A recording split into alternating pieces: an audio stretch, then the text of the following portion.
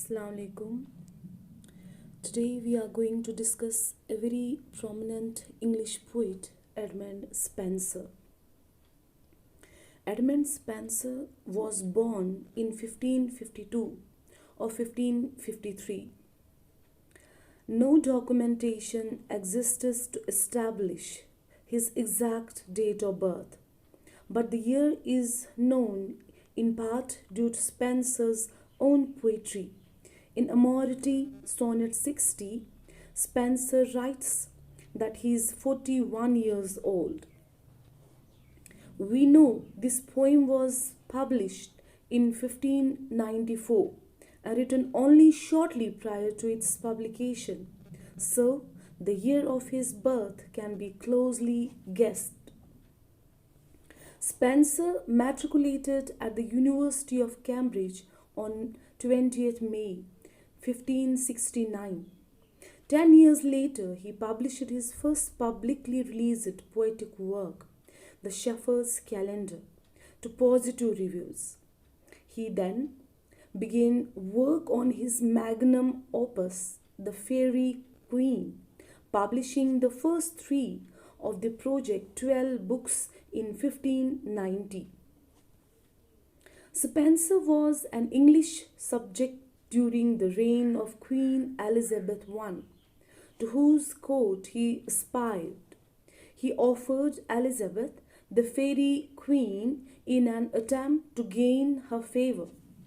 Unfortunately, Spenser held to political views and associated with individuals that didn't meet the approval of Elizabeth's principal secretary, Lord Burghley. Through Burghley's influence, Spenser was given only a small pension in recognition for his grand poetic work. Sent to Ireland to hold English property on the oft rebellious island, Spenser there met and wooed Elizabeth Boyle, a young woman from an important English family, who was probably half his age. His year-long suit to win her hand in marriage is recorded with a deal of poetic license in Spenser's Amority. Spenser also dedicated a marriage song epithalamion to his young bride. As was the custom, both seemingly personal works of property were published for mass consumption in 1594 and helped Spenser's literary career to improve. In the meantime, Spenser completed the 4 through 6 books of the Fairy Queen and published them along with revised version of the first 3 books in 1596. Spenser is best known for his immense epic poem The Fairy Queen, dedicated to Queen Elizabeth, herself represented by the title character. The work was envisioned by Spenser as encompassing 12 books, each one detailing a quest by which knight of King Arthur's court on behalf of Glorina, the Fairy Queen. Spenser was only able to finish the first 6 books and begin a draft of the 7th before his death in 1599. Edmund Spenser wrote the Amority, Italian for Cupids, ostensibly to woo Elizabeth Boyle, a young lady whom he met during his tenure in Ireland. Spenser shared these poems with Elizabeth for over a year before she consented to marry him. The sonnets follow a progression from Spenser as desperate victim of infatuation to frustrated lover, a blissful fiancé, and end with him woefully missing his bride-to-be. While intensely personal, the Amority were also prepared for publication by Spenser and so reflect his poetic ideologies such as his love for classicism and the Platonic underpinnings of his worldview. Although written prior to his marriage, the sonnets of the Amority were published after his wedding song Epithalamion. Epithalamion was written in 1594 to celebrate Spenser's marriage to Elizabeth Boyle and published the following year. Like Amority, Epithalamion is at first personal and intimate, but nonetheless clearly polished for the reading public. The ode concerns itself largely with the passage of time and is itself an attempt on Spenser's part to immortalize the day of his wedding by setting it down in words, which time cannot alter. The wedding day is described in accurate detail, down to the position of the sun, moon, and stars on that specific June day 1594. Thus, many otherwise unknown biographical details of Spenser's wedding day come to light through this poem. In that sense, at the very least, it marks a success in Spenser's attempt to memorialize his wedding day as permanently as possible. Edmund Spenser is the greatest Elizabethan poet.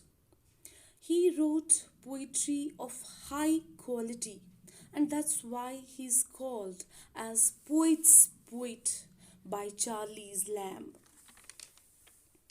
Let's have a look on Edmund Spenser's major works chronologically: The Shepherd's Calendar, The Faerie Queene, Complaints, Amority and Epithalamion, and Prothalamion.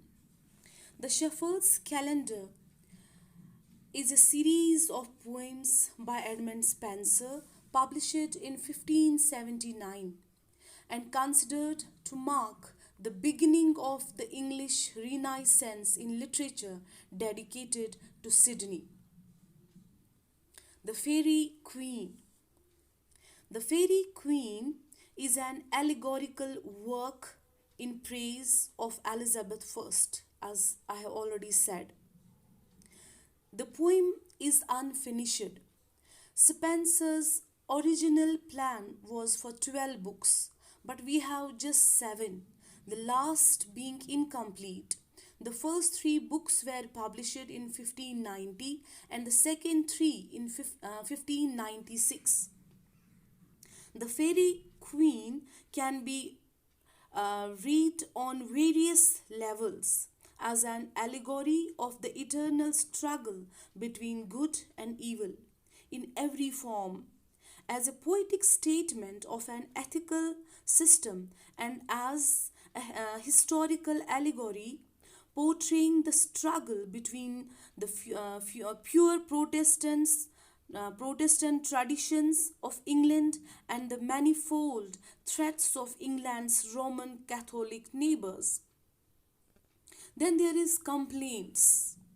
Complaints is a collection of poems by Spenser published in 1591. It contains 9 poems. The most important of the poems in this volume is Mother Hubbard's Tale, a satire that had gained notoriety a decade earlier. In early 1595, he published Amority, an Epithalamion, a sonnet sequence, and a marriage ode celebrating his marriage to Elizabeth Boyle after what appears to have been an impassioned courtship in 1594. Then there is Prothalamion. Prothalamion was written in 1596 in celebration of the engagement of Elizabeth and Catherine Somerset, the daughters of the Earl of Somerset. You have Edmund Spenser's 3 sonnets in your course. One is Sonnet 57, second is Sonnet 67, and then Sonnet 75. We will discuss and critically analyze the Sonnet 57 in the next video. Till then, take care. Allah Hafiz.